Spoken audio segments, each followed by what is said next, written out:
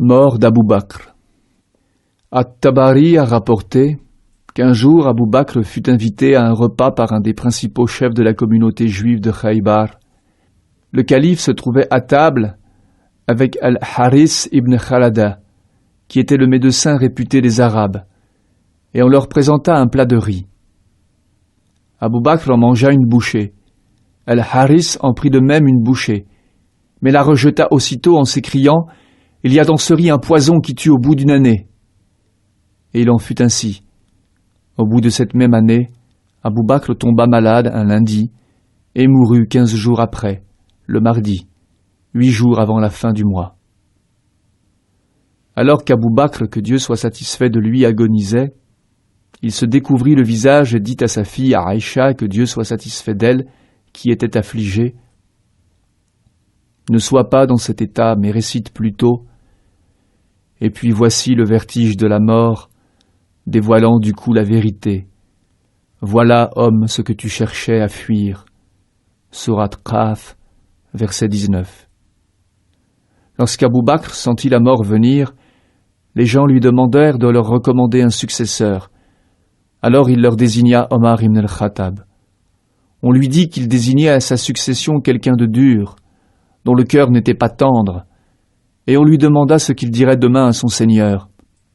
Abou Bakr répondit « Je dirais, j'ai désigné à la tête de tes créatures le meilleur d'entre eux. » Dans une autre version, on a rapporté qu'Abou Bakr avait formulé l'intention de désigner Omar à sa succession, mais qu'il voulait s'assurer du bien fondé de sa démarche, et qu'il s'adressa alors à Abd-ar-Rahman ibn Awf, en lui demandant de lui dire ce qu'il savait de Omar. Celui-ci lui répondit « Tu m'interroges au sujet de quelque chose dont tu es plus informé. » Mais Abou Bakr insista. Alors il dit « Il est le meilleur homme sur lequel on puisse avoir un avis quelconque, cependant il est dur. » Abou Bakr lui dit « En vérité, s'il se comporte ainsi, c'est parce qu'il constate que je suis doux avec les gens. Mais si la charge de l'État lui revient, il délaissera beaucoup de l'apparence qu'il essaie de se donner. » Puis Abou Bakr s'adressa à Othman et lui demanda la même chose.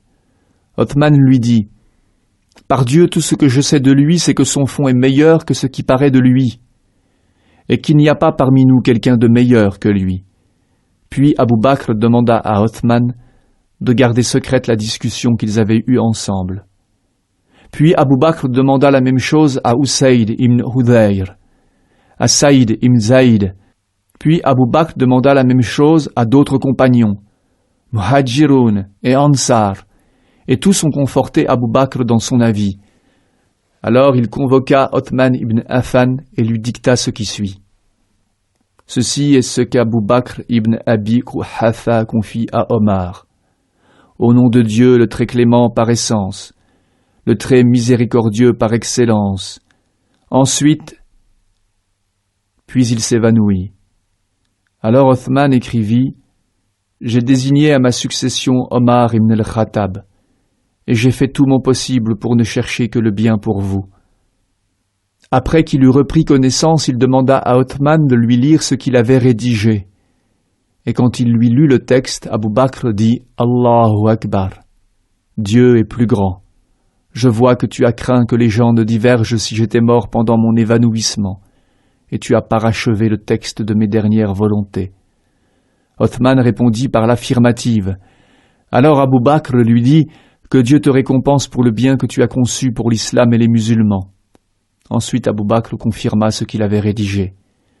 At-Tabari a rapporté ensuite qu'Abou Bakr apparut aux musulmans, s'appuyant sur sa femme, s'adressa à eux et leur demanda s'ils acceptaient celui qu'il leur avait choisi comme successeur, leur expliquant qu'il avait fait son possible pour être de bons conseils par ce choix qu'il avait fait.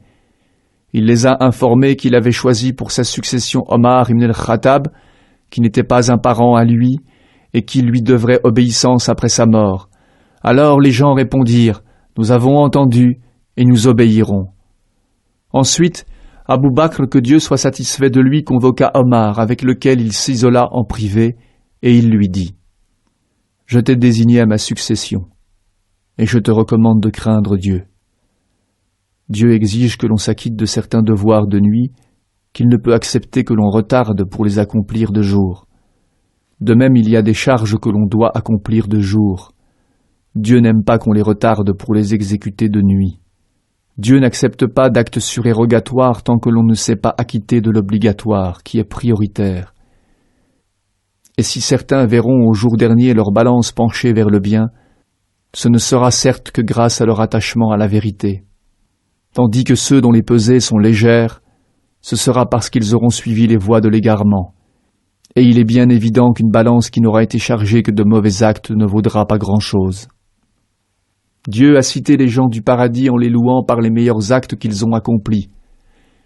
Et il leur a pardonné leurs erreurs. Si tu les cites à ton tour, dis-toi, j'ai peur de ne pas être parmi eux.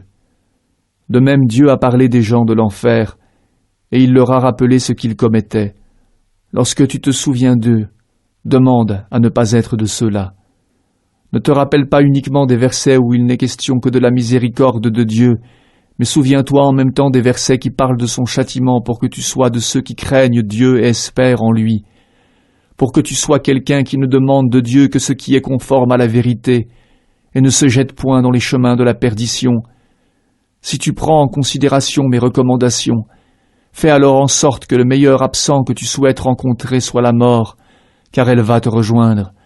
Mais si tu négliges ce que je t'ai commandé, la mort sera cet absent que tu n'aimes pas rencontrer, alors qu'en vérité tu ne pourras point la fuir.